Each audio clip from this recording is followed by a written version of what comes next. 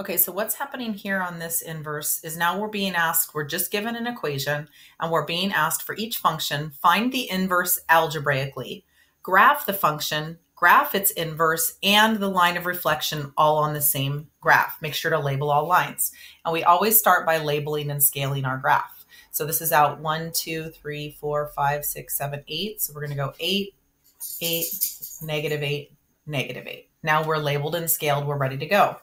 So let's start with the algebraic way. Remember, there's a shortcut way, and remember, there's a full algebra. I'm going to show you both. So full algebra. We start with y equals 2x minus 5, our current function. We switch the x and the y. Now we have our inverse. We want it in terms of y by itself. We're going to add 5 to both sides and divide by 2. Notice that we divide everything by 2 to get y by itself. This x over 2 could be written as 1/2 x.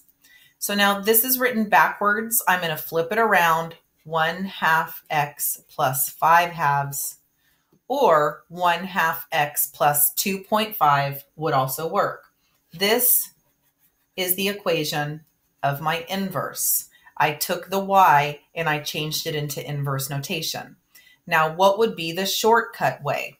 Shortcut way, just going to go up here and do this quick table, would be if I take the original function, f of x, and I look at what's happening to the x as far as operations. X is being multiplied by 2 first, and then 5 is being subtracted. Now I'm going to switch it around and do the opposite. Add 5 and times 1/2. So now I'm going to go over here and I'm going to create a function that is doing these things. So I'm going to go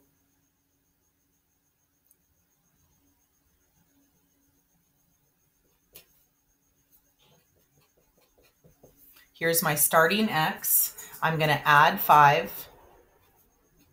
That's my first thing. And then I'm going to multiply by 1/2.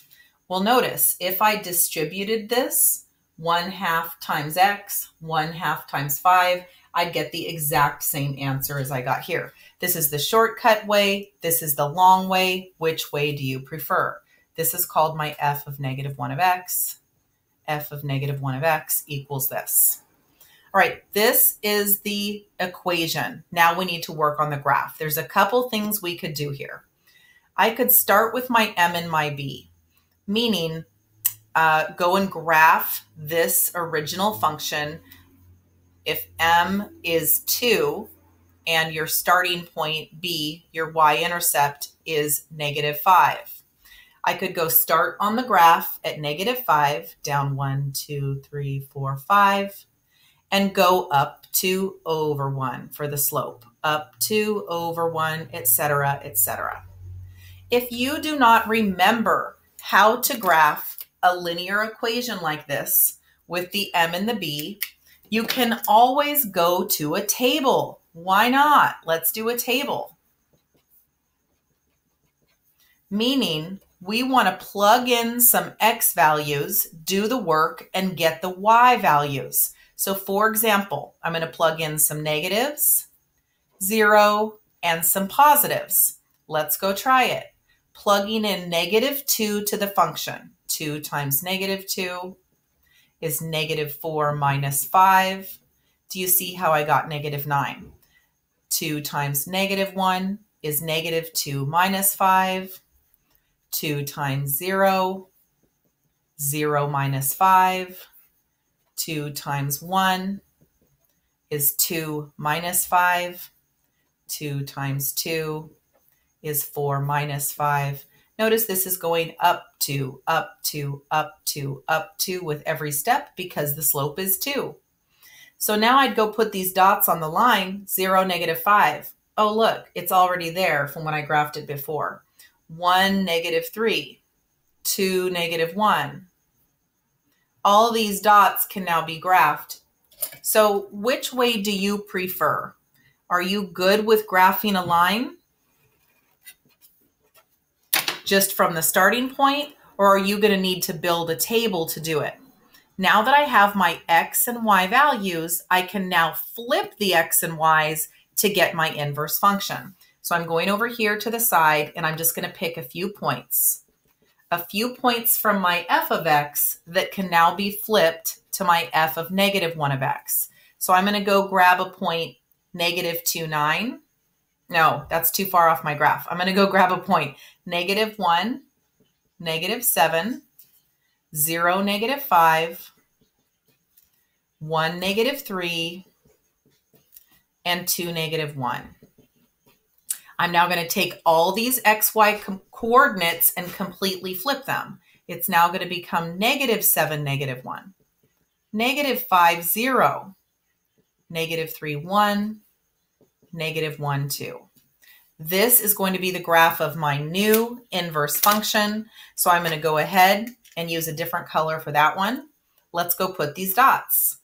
By the way, this original graph is called f of x, my original function, and I'm going to label the new one as f of negative 1 of x in just a second. So negative 7, negative 1.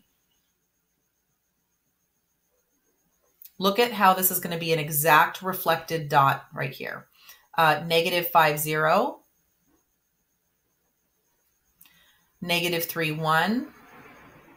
Now you might start to notice that instead of going up 2 over 1, it's now just going up a half. Interesting. The slope this time is the reciprocal. 2 over 1 becomes 1 over 2. After you've got your dots from the new table here, go ahead and connect this new inverse function.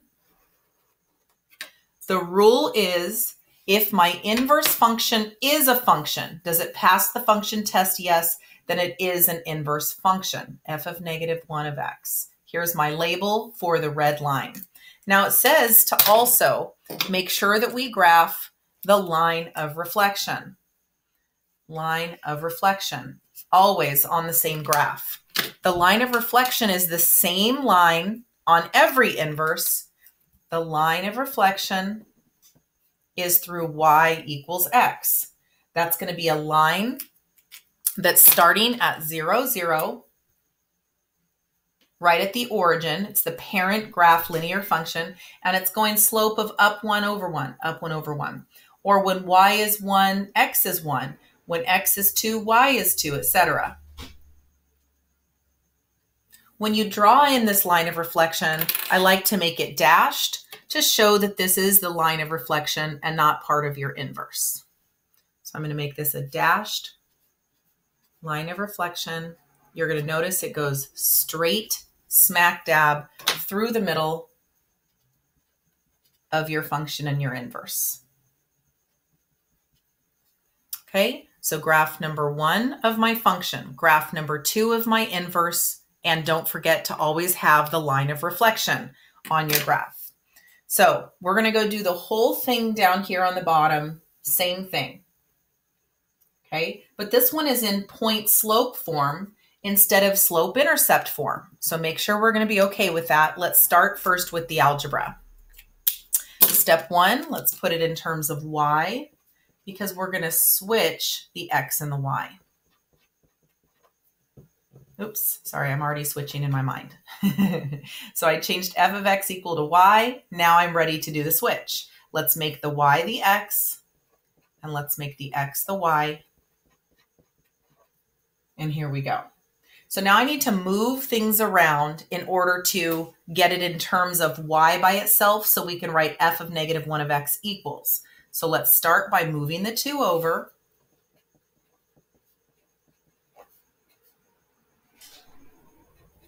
Let's start by getting rid of this. How do I get rid of a fraction that is both multiplying and dividing? I multiply and divide by the reciprocal. So we're going to multiply both sides. What is the reciprocal of 2/3? 3 halves. 2/3 becomes 3 halves, so that I can cross this out and I can cross this out, and I'm just left with y plus 4. So we've got, I'm going to have to move this down. We've got 3 halves x minus 2 equals y plus 4. So multiplying the 2/3 by 3/2 to cross out both things. Last step, minus the 4.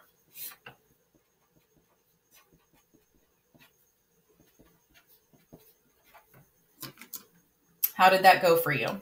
Now let's move the y over to this side, flip it around, and let's put it in its new notation. F of -1 of x equals 3/2 x minus 2 minus 4. Okay, what would the shortcut way be for this one? F of x, f of -1 of x. So let's look. What's happening in the original function? First, 4 is being added. Then 2/3 is being multiplied. Then 2 is being added. Here we go, reversing it. Undo the first function. Opposite is -2. Undoing this function, multiplying by 3/2, undoing this function. If I use this from the bottom to the top to build my function, I write f of -1 of x equals, what's happening to my x? Hang on. First, I'm subtracting 2. Then I'm multiplying by 3/2. Then I'm subtracting 4 at the end. Look at how they match exactly. Do you like the shortcut operations way or the whole algebra? It's up to you, whichever one you like. Okay, to graph this, again, some of you might be good at graphing point slope form. Some of you might not. So how do I graph from point slope form? The first thing I do is pull out the x1, y1. My x1, y1 is -4, 2. Remember that an x plus 4 in the equation is a -4 in the critical point. So -4, 2 is a starting point. Back 1, 2, 3, 4, up 2. Don't forget to label and scale your graph every time.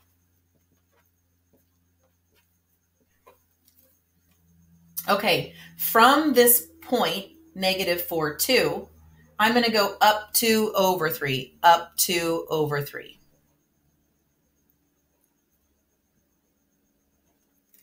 I'm going to connect this line and label it f of x. This is my starting function. Now, what if I'm not good at graphing from point slope form? Let's do a table.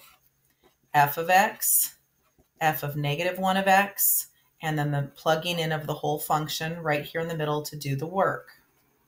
Now, there are some smart ways to choose x values. Sorry, this is x and f of x. We're doing the original function. We're trying to get this original green line on the graph. How could I choose an x value so that it would work out nicely for my computation purposes? For example, if I choose anything where 3 divides in nicely, it would really make my work easier. So what if x was 2? 2 plus 4 is 6. 6 times 2/3, well, that'll be nice. What if x was -1? -1 plus 4 would make 3. So those are the two values I'm going to pick because those are so nice and easy to plug in. So -1 plugged in would be -1 plus 4, which is 3. 2/3 times 3 nicely crosses out, and 2 plus 2 would equal 4. -1 has an output of 4. Nice. Let's go down and do the 2. Nicely plugged in. 2/3 times 2 plus 4.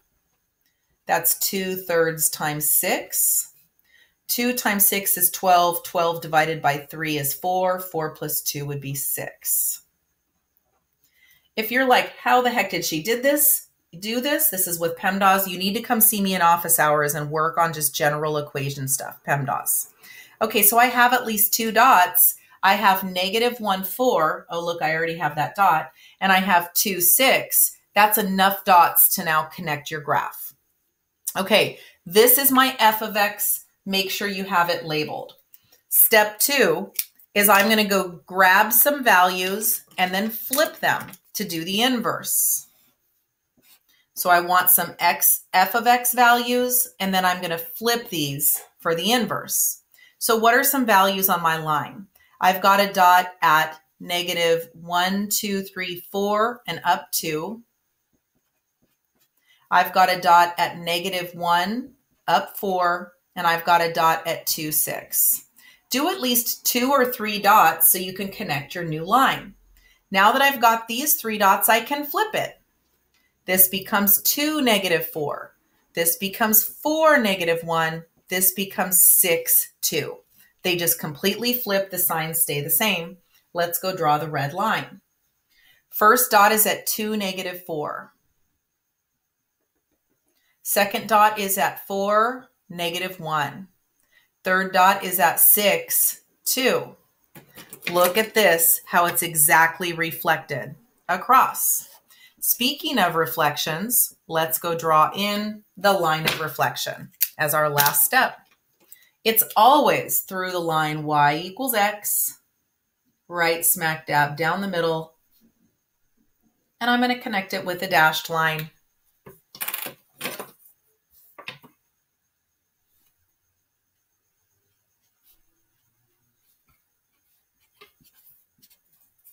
And I'm going to label it the line of reflection, y equals x. All right, how'd you do?